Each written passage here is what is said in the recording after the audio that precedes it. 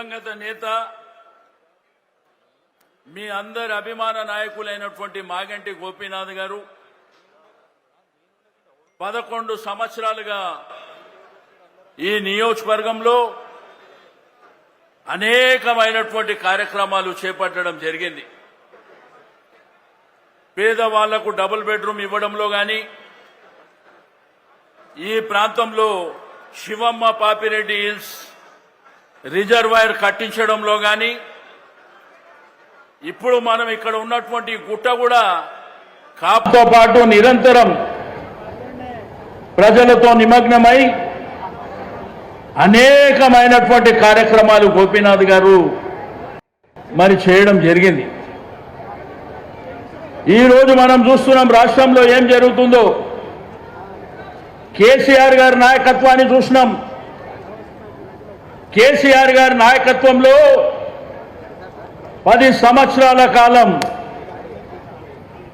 ఒక తెలంగాణ రాష్ట్రాన్ని సాధించుకున్నటువంటి రాష్ట్రాన్ని భారతదేశంలో అగ్రభాగాన నిలిపినటువంటి ఘనత మన కేసీఆర్ గారు అనేటువంటి విషయం మనందరికీ తెలుసు. మరి ఆ రోజు పెట్టినటువంటి సంక్షేమ కార్యక్రమాలు ఏమైనాయి? ఈ 20 మాసాలలో రేవంత్ రెడ్డి గారు కాంగ్రెస్ ప్రభుత్వం ముఖ్యమంత్రి అయిన తర్వాత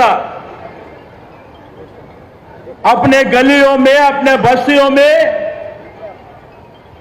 रोजगार का क्या हाल है, ऑटो चलाने वाले का क्या हाल है, और छोटे छोटे दुकाना बंडियों पे जो व्यापार करने वाले, बिजनेस करने वाले आज क्या हाल है। पुलिस वाले मनमाने निकाल दे रहे, ऑटो वालों को मनमाने फाइना दे रहे. మీకు అందరికీ తెలుసు, ఇందిరమ్మ రాజ్యం వస్తుంది, ఇంటింటికి ఇల్లు కడతామన్నారు. మీ జూబ్లీహిల్స్ లో ఒక్క ఇల్లన్నా కట్టినరా? ఒక్క ఇల్లన్నా వచ్చిందా? గోపీనాథ్ గారు ఇప్పించిన 3600 ఇండ్లు గుర్తుంది కదా, వీళ్ళు ఇచ్చిండ్రా?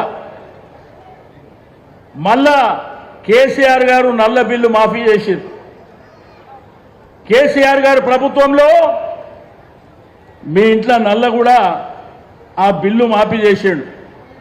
పేదవాళ్ళు, మధ్యతరగతి కుటుంబాల వాళ్ళు ఉన్నారు, మీరు బిల్లు కట్టే అవసరం లేదని. కానీ ఇప్పుడు 20 నెలల నుంచి ఏం జరుగుతుంది? మీ ఇంటికి వచ్చి బలవంతంగా బిల్లు ఇస్తున్నా లేదా?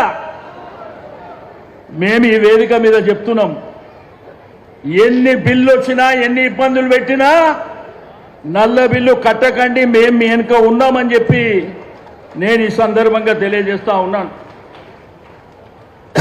గోపీనాథ్ గారు అనేకమైనటువంటి కార్యక్రమాలు చేసిండు.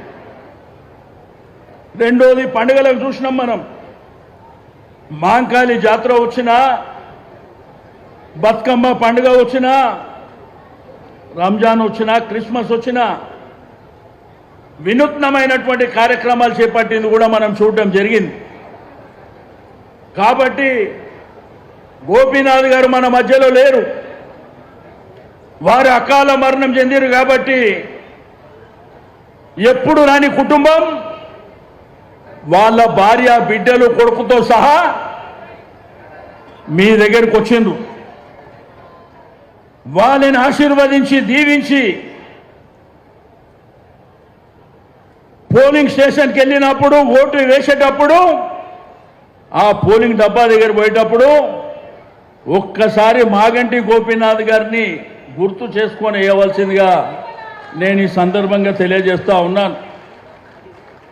మనం చూసినాం, ప్రభుత్వాలు వస్తుంటాయి, పోతుంటాయి, కానీ ఎవరేం చేసింది అనేది మనకు ప్రధానమైనటువంటి అంశం. ఒకప్పుడు బోరబండ కానీ, రైమత్ నగర్, ఈసుగూడ, ఎర్రగడ్డ కానివ్వండి, ఆ రోజు పి జనార్దన్ రెడ్డి గారు మిమ్మల్ని అందరినీ నిలబెట్టినవాడు. ఆ తర్వాత చేసింది మాగంటి గోపీనాథ్ గారు అనేటువంటి విషయాన్ని నేను ఈ సందర్భంగా తెలియజేస్తా ఉన్నాను. కాబట్టి ఆ కుటుంబానికి ఒక ధైర్యం ఇవ్వాలంటే గోపీనాథ్ గారిని మనం ఎట్లా చూసినామో ఆ కుటుంబాన్ని కూడా అట్లా చూడవలసినటువంటి అవసరం మన పైన ఉన్నది అని చెప్పి నేను ఈ సందర్భంగా తెలియజేస్తా ఉన్నాను. हमारे नौजवान भाइयों से, मुसलमान भाइयों से भी गुजारिश है, देखे तेलंगाना हुकूमत में केसीआर साहब ने क्या किया, मगर आज के दिन रेवंत रेड्डी आके क्या कर रहा भी आप हकीकत जानते. आज नया शुरू करे, हम कब्रिस्तान दिलाएंगे बोल के हमारे हुकूमत में 125 एकड़ जमीन दिए कब्रिस्तानों के लिए, मगर यहां पर डिले हुआ, रिप्रेजेंटेशन देने में थोड़ा डिले हुआ. फिर भी गोपीनाथ साहब 2023 असेंबली इलेक्शन में बोले अपने हुकूमत आते ही दिलाएंगे बोल के, मगर हकीकत में तो हमारे पार्टी हार गई, कांग्रेस पार्टी जीती. నేను అడుగుతున్నా మీ అందరికీ, ఈరోజు ఎంతో మంది తిరుగుతున్నారు ఈ ప్రాంతంలో, మరి 20 నెలల నుంచి ఎందుకు తిరగలేదని చెప్పి నేను అడుగుతా ఉన్నాను. 20 నెలల నుంచి ఎందుకు తిరగలే? మరి ఆ పక్కన నాకు సనత్ నగర్ ఉంది, ఈ పక్కన కుకట్పల్లి ఉంది, ఆ పక్కన ఖుత్బుల్లాపూర్ ఉంది, ఈ పక్కన ఖైరతాబాద్ ఉంది. మరి ఎందుకు తిరుగుతలేరు వేరే దగ్గర? అంటే ఎలక్షన్ ఏడుంటే ఆడనే తిరుగుతారు.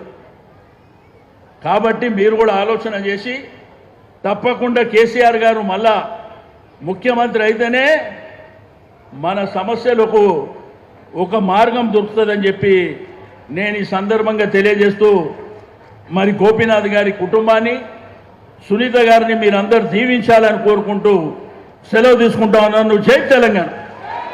Thank you sir. నెక్స్ట్